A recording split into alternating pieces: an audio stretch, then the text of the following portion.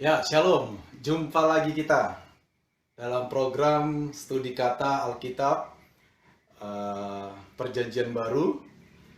Dan pada kesempatan kali ini kita akan membahas satu kata, yaitu galah rangsang, yang saya kutip dari Kisah Para Rasul pasal 26 ayat 14. Ya, semoga kita semua sehat.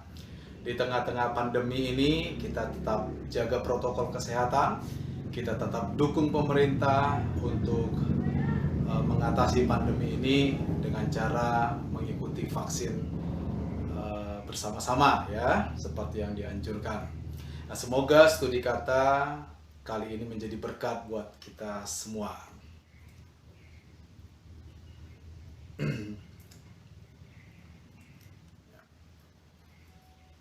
Ya, galah rangsang. Ya. Saya kutip dari Kisah Para Rasul 26 ayat 14. Sedikit sebelum kita mulai, kata ini muncul dalam konteks di mana Paulus bersaksi ya, atau menceritakan kisah pertobatannya dan panggilan hidupnya untuk melayani Tuhan di hadapan Raja Agripa. Nah, di dalam kesaksiannya dia bercerita bagaimana waktu Tuhan memanggil dia, menangkap dia pada waktu dia pergi ke satu kota ya, Damaskus pada waktu itu, dan di tengah jalan dia jatuh, mengalami kebutaan dan memulai panggilannya sebagai seorang hamba Allah. Nah, kita lihat dulu apa itu galah rangsang. Ya, kata galah rangsang ini diterjemahkan dari satu kata dalam bahasa Yunani, yaitu kentron. Ya, kentron. Jadi ini kata benda. Tapi kata ini juga ada dalam bentuk kata kerja, yaitu kenteo, yang dapat berarti secara terminologis itu menusuk. Ya, menusuk. Nah, kata kentron atau galah rangsang ini sering dipakai untuk merujuk kepada sengat ya, atau bisa ya, sengat binatang yang berbisa. Misalnya sengat lebah atau tawon, sengat kalajengking, sengat belalang ya. Jadi kata ini juga, kata kentron ini biasa dipakai untuk menunjukkan sengat binatang-binatang seperti ini. Di dalam literasi Yunani dan banyak literasi di masa kuno pada waktu itu, ada dikenal sebuah nama benda, yaitu an iron god. Ya, itu yang kalau kita terjemahkan ya, galah rangsang yang terbuat dari besi. Ya. Nah, benda ini pada waktu itu biasa dipakai untuk mendesak atau memaksa atau mengarahkan lembu ya, lembu atau kuda tunggangan atau hewan-hewan beban ya, ke arah tujuan yang diinginkan oleh pengendaranya. Misalnya seperti lembu pembajak sawah, ya mereka biasanya punya galah rangsang untuk mengarahkan lembu itu harus kemana, menarik bajak tersebut. Dan itu biasa dilakukan dengan cara menusuk. Beberapa catatan menyamakannya dengan cambuk ya, semacam cambuk yang juga biasa dipakai untuk mengarahkan hewan-hewan beban. Di dalam Perjanjian Baru, kata kentron atau galah rangsang ini ya, atau kentron lah ya, itu dipakai hanya dalam 3 kisah ya. Kisah Para Rasul 9 ayat 5 dan 26 ayat 14 itu terkait pertobatan Paulus ya. Lalu dalam 1 Korintus 15 ayat 55 dan ayat 56 itu kentron di sana dikaitkan dengan sengat maut, yaitu dosa. Ya, di sini mungkin kentron itu mewakili kata sengat ya. Di dalam Wahyu 9 ayat 10 di sana digambarkan adanya belalang yang memiliki sengat seperti kalajengking. Jadi hanya di dalam 3 kisah ini saja kata kentron ini dipakai di dalam teks Perjanjian Baru ya. Tapi diterjemahkan sebagai galah rangsang itu hanya di dalam Kisah Para Rasul. Nah, kira-kira seperti ini ya. Jadi panah merah ini menunjuk kira-kira inilah bentuk dari galah rangsang yang dimaksud di dalam Kisah Para Rasul itu ya. Nah, galah rangsang di dalam konteks ya. Kata galah rangsang ini muncul dalam sebuah frasa seperti yang tadi saya katakan di awal, itu tentang pertobatan Paulus dia menceritakan kisah pertobatannya dan dikatakan di sini begini ya. Kami semua rebah ke tanah. Aku mendengar suatu suara yang mengatakan kepadaku dalam bahasa Ibrani, Saulus, Saulus, mengapa engkau menganiaya aku? Lalu diikuti dengan satu frase, sukar bagimu menendang kegalah rangsang. Jadi kata galah rangsang ini ada di dalam konteks Paulus yang bercerita kepada Raja Agripa dan para pendengarnya waktu itu tentang bagaimana dia bertobat, bagaimana dia dipanggil oleh Tuhan secara langsung. Frase ini sendiri sebenarnya merupakan satu peribahasa yang dikenal baik pada masa itu, ya. Dan banyak catatan berkata bahwa peribahasa ini merupakan peribahasa yang lahir dari konteks kehidupan pertanian, ya. Seperti tadi yang saya berikan contoh, ada lembu yang biasa diarahkan dengan benda galah rangsang ini. Nah, galah rangsang ini dapat berupa sebuah tongkat. Seperti tadi biasanya ujungnya tajam yang dipakai untuk mengarahkan ternak ke arah yang diinginkan oleh pemiliknya ketika membajak atau melakukan aktivitas hewan lainnya. Misal, seekor kuda yang menarik kereta. Ya, zaman dulu masih ada kereta. Biasanya sang kusir akan sesekali menusuk kuda tersebut dengan galah rangsang untuk mengarahkan atau memberi arah. Kuda yang tidak nyaman dengan tusukan itu biasanya berusaha melawan. Ya, sesekali menendang ke belakang seakan ingin melawan perintah dari sang kusir, melawan tusukan tersebut. Ya. Nah, si kuda memperlihatkan sebuah perjuangan dalam melawan tindakan sang kusir ketika sang kusir memberikan arah.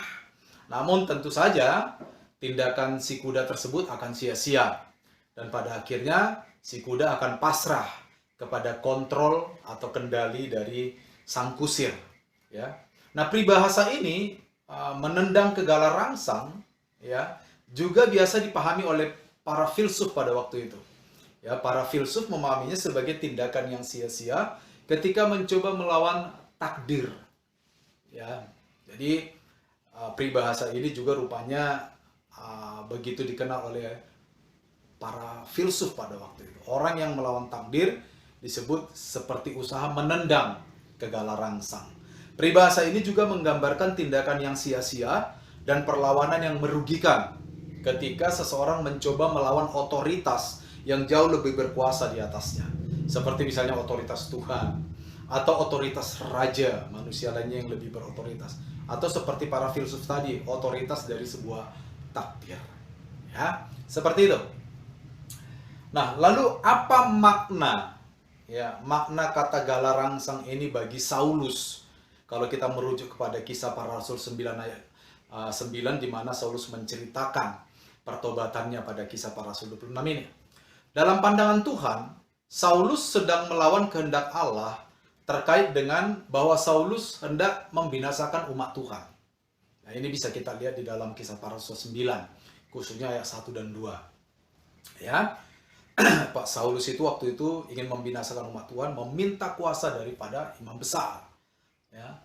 Lalu frase sukar bagimu menendang ke galah rangsang itu bisa bermakna kepada Paulus, Tuhan sedang memperingatkan Saulus untuk tidak melawan Allah, ya, dengan cara berhenti menganiaya umat Tuhan.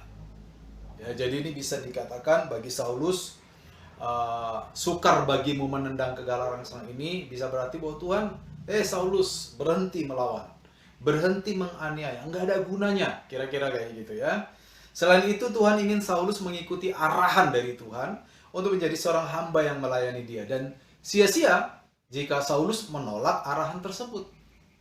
Ya, kalau Saulus menolak itu merupakan tindakan yang sia-sia. Nah, sehingga satu-satunya respons yang harus diperlihatkan Saulus pada waktu itu adalah mengikuti arahan dari Tuhan. Taat kepada panggilan Tuhan, dan memang itu yang terjadi, ya.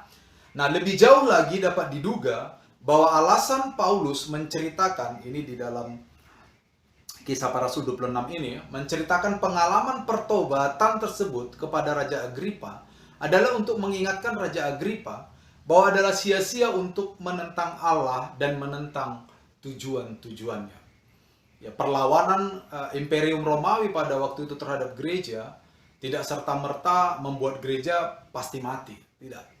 Ya, mungkin kira-kira di dalam benak Paulus waktu dia menceritakan pengalaman pertobatannya ini, bagaimana Tuhan mengatakan kepada dia, Saulus, sukar bagimu menendang kegala rangsang, ya itu juga memiliki tujuan supaya Raja Agripa dan para pelayannya yang pada waktu itu mendengar kesaksian Paulus, mereka sadar ya bahwa sia-sia menentang Allah, sia-sia menentang tujuan-tujuan Allah.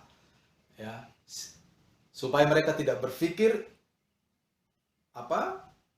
perlawanan Roma akan berujung kepada matinya gereja. Ya, kira-kira itu yang ada di dalam benak Paulus pada waktu dia bersaksi di dalam Kisah Rasul pasal 26 ini. Nah, lalu bagi kita saat ini apa fungsi atau makna kata gala rangsang ini bagi kita? Kata gala rangsang sekali lagi tentu saja membawa kita kembali, mengingatkan kita kepada pengalaman Saulus di dalam Kisah Rasul 9. Terkait panggilannya, terkait pertobatannya, yang didahului oleh tindakan Saulus menentang Allah dan kehendak Allah dengan cara apa? Membinasakan umat-umat Tuhan pada waktu itu. Nah, sebagaimana pesan Tuhan kepada Saulus pada waktu itu, demikian juga bagi kita hari ini. Jangan berusaha melawan arah, jangan berusaha melawan kehendak Allah yang Ia telah tuangkan dalam firman-Nya, ya, yang Ia telah tetapkan dalam firman-Nya. Ya, firman Tuhan adalah petunjuk bagi kita untuk hidup sehari-hari. Jangan berusaha melawannya, jangan berusaha menghindar dari kebenaran-kebenaran firman Tuhan. Karena sekali lagi, itu akan menjadi suatu tindakan yang sia-sia, bahkan merugikan kita sebagai orang percaya. Ya, kalau kita menentang kehendak Allah dalam firman-Nya, melawan ketetapan Allah, mungkin peribahasa ini berlaku bagi kita. Ya. Sukar bagimu menendang kegala rangsang. Sesuatu yang sia-sia, sesuatu yang akan merugikan kita. Jangan melawan panggilan Tuhan yang khusus bagi kita. Apapun itu. Misal, kalau saudara mendapatkan panggilan khusus menjadi seorang hamba Tuhan full-timer, ya tunduk saja, ikut. Jangan berusaha mengelak dengan berbagai macam cara. Ya, kalau Tuhan menginginkan engkau atau memanggil engkau sebagai seorang usahawan, tunduk saja. Ya, jangan berusaha mengelak. Dan apapun panggilan Tuhan bagi kita secara khusus. Dalam pelayanan-pelayanan misalnya. Tuhan inginkan kita menjadi seorang worship leader, seorang pengajar, atau apapun di dalam sebuah pelayanan, mungkin di gereja atau di suatu badan misi. Jangan melawan. Tunduk saja kepada apa yang menjadi kehendak Allah secara khusus. Juga ini berlaku tentang hal jangan melawan panggilan Tuhan yang berlaku secara umum bagi setiap orang percaya. Ya, apa itu maksudnya secara umum? Ya, yang ada di dalam firman Tuhan. Jangan berbohong, jangan berzina. Yang berlaku secara umum, yang kita dapat baca di dalam firman Allah. Jangan dilanggar, karena itu menjadi satu tindakan yang sia-sia, menjadi satu tindakan yang merugikan kita sebagai orang-orang percaya. Nah, akhirnya, ketika kita belajar tentang gala rangsang pada kesempatan ini, kita bisa paham sebagai orang percaya, mari kita tunduk secara total terhadap semua kehendak dan semua keinginan Tuhan di dalam hidup kita. Ya, dan kita bisa tahu kehendak dan keinginan Tuhan itu melalui firman Allah. Yang harus kita pahami, kita belajar dengan sungguh-sungguh, dan tidak hanya pahami dan belajar, kita melakukan firman Allah itu di dalam kehidupan praktis kita. Tunduk secara total. Ya, saya kira itu yang bisa saya sampaikan terkait kata galah rangsang. Mudah-mudahan studi kata ini bisa memberkati kita semua secara rohani. Tuhan Yesus memberkati.